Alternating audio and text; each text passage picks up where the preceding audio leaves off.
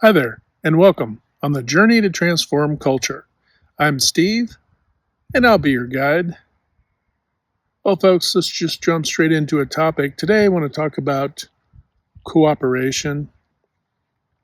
A lot of times when we're young, we are told by our parents and elders to cooperate with one another, right? We're off playing with a group of kids or whatever out in the yard doing the thing, whatever it is, right? And there's arguments and whatever else, interruptions, arguments, and disagreements, right? And we're told, you guys cooperate or, or it's all over. You guys are done playing for the day or whatever. There's a consequence to lack of cooperation, right? But as we become adults, right, is that cooperation any less important? Is that cooperation now as we get older, we move into the working world? Well, before that, even in school, right, we're taught to cooperate in a similar vein that our parents did, whether we were doing activities or working on a project, or maybe as we get a little bit smarter, we start doing more academic things, right, or having more academic requirements. People can get frustrated with the direction of things. If you've ever done a project, I uh, I wish I had the videotape now, but um, first year I went to junior college out of the gate, but the first year in college, I was the mediator for a panel discussion that was on video. And I think back to that, and I did pretty okay. I mean, we got a B plus on it, or B plus, A minus, something. Did pretty decent on it. But I look back now and I'm like, how the heck did I do that? And then as life rolls forward, you start to see how your role, whatever it might be, and the things that you've experienced play into what you do. And I tend to be the person that can help to bridge some of the gap between engineering mindsets, right, and artistic ones, um, and everybody else really tend to be one who facilitates progress on projects and other things, getting things done, right? But I could have never told you that then. But I remember, I wasn't telling you that to necessarily tell you about myself, just giving you a little background. But I do remember doing that I had a team that I'm going to tell you what, our topic was, and it was one of those things you just had pulled from a hat kind of thing. So you didn't really have a choice, pulled from a hat or pulled from a whatever. And ours was black holes and the red shift, basically trying to figure out what black holes were. I mean, we're talking, this was a long time ago. And I'm thinking we had no business talking about this, but whatever.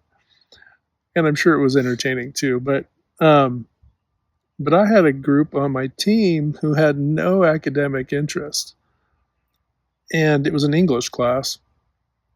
They had zero. I was somewhat fascinated in the topic. I was like, oh, well, this will be interesting. But that's just me, Mr. Curious. But they had zero interest. But once you gave them, because it was it wasn't a debate, so to speak, but it was a kind of a debate. It was more of a panel discussion. But you did have two different sides of coming at the topic from a couple different angles.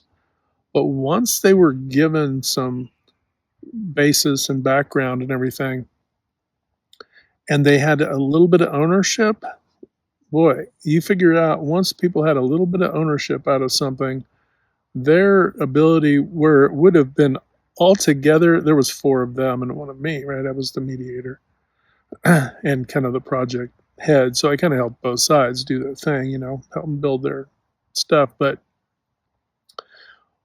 prior to that, the only real cooperation would have been me and all four of them totally being disinterested and could care less. But once you gave them something to chew on, and then they kind of learned about a little bit about what we were talking about and what side they were either going to defend or talk about, and it's been so long ago, I can't remember the exact structure, but the ownership, which is commendable, but their ability to cooperate in their kind of the differences now of the opinion or stance that they were defending went down significantly. And it wasn't until, I don't know, probably in the recent last few years, I never really looked back on that, much to pull much out of that. It was a thing I did and it was cool and whatever. But looking back, there was a dynamic there that was going on.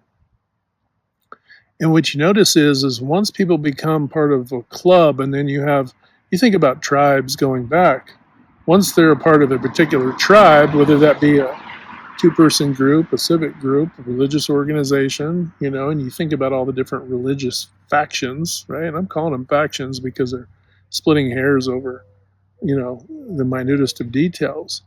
But typically about the legalistic elements to life. But with that being said, when people start becoming a part of a tribe, then it's that tribe's priority first and everybody else is lesser than, right? There's a judgment. The group's formation can be in contrast to judging everything else as not worthy, right? So it's definitely can be a negative, right? But then there are groups that get together. It's like, let's get together and, Habitat for Humanity and help build homes and do all that. It's kind of hard to pull a negative out of that, right? Those kinds of things are good, right? But you start to see what cooperation degrades when we start to get into our factions and into our tribes and all this stuff. And that's where you want to build it, not let it dissipate. Well, folks, I'm back to conclude the video on cooperation.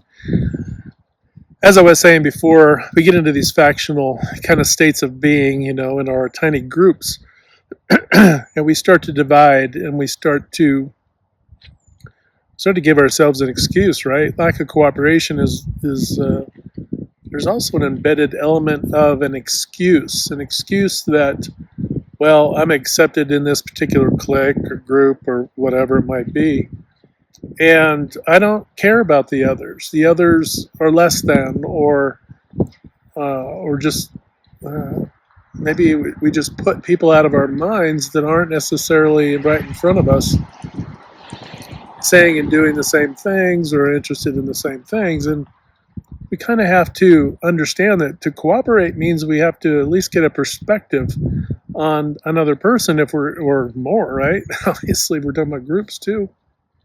Is that we need to be able to see their perspective, and we don't always have to agree, but if we can at least understand where they're coming from. So if we're working on the same project and that sort of thing, kind of like I was speaking about earlier, so that we can understand that, hey, we're here to either solve a problem, to create a product or service, we're here to build bridges, we're here to unite, we're basically here to leave today better off than when we found it, when we woke up, right?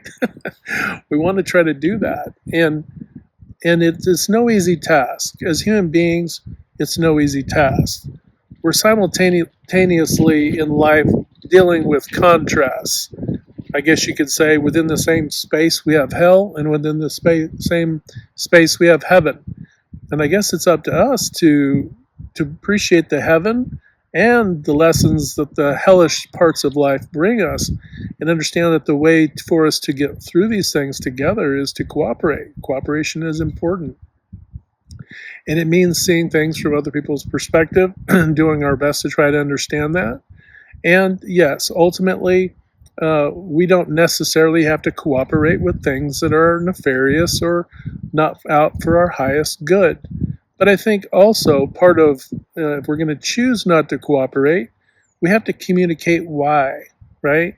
Because it might be that the lack of cooperation with some in itself forces others to say, I wonder why they don't want to cooperate, right? Hopefully you're communicating well enough that it doesn't come across as a holdout or not a non-cooperative person.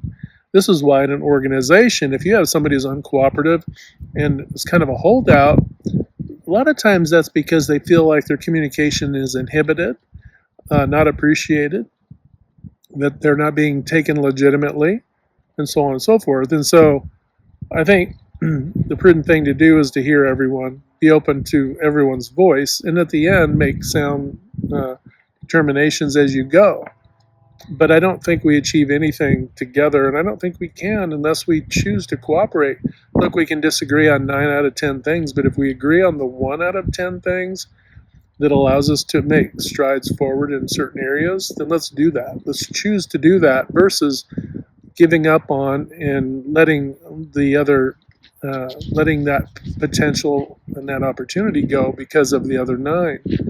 Right? Hopefully, we don't have that much disagreements with everybody. That 90% of everything that others have going on and that they say and do, that we are completely, we can't completely find common ground. If we do, then it has to be pretty significant, right? Let's hope that that isn't the case. Let's hope that it's more like a 50-50 at worst. And then let's look at this as the glass is half full, right? As the saying goes. And if we're looking at it as the glass is half full, well, then there's potential and there's possible. And where there's something that's possible, there's always hope for a bit of a miracle, right? And this is probably where the magic of life comes in, is if you want to hold out for the miracle, then you have to believe in the possible. And if you want the possible to occur, you kind of have to, you can't close the doors on the potential of all of us to be able to cooperate. And that perhaps people are just going through certain phases and situations in life where they're not cooperative for a reason. And maybe look a little deeper. Maybe it's not lack of cooperation that you're seeing.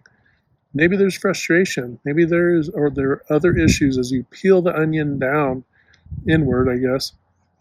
You peel the onion inward, you start to find where the root causes are, right? And perhaps it was never lack of the ability to cooperate that you notice, and perhaps it's other deep-seated traumas and hurts, and whether they be family or institutional, organizational, whatever, based or derived. And then having that understanding will allow you to bridge a gap. It will allow you to be a guide and a bridge to be able to kind of bring cooperative, togetherness on, say, projects or achieving a goal of any type. All right, folks, just talking a little bit about cooperation, right? And I'm glad you cooperated with me and allowed me to finish this video this afternoon since I started it earlier. Hope you're having a fantastic day. Remember to hit that good domino 3 to 5 times a day to uplift, motivate, inspire, and just encourage folks. And when you do that, not only are you helping to improve others' lives, but you're also improving your own life. And that's very important. All right, folks, take care. Hit like, share, and subscribe. And until next time, we'll talk to you later.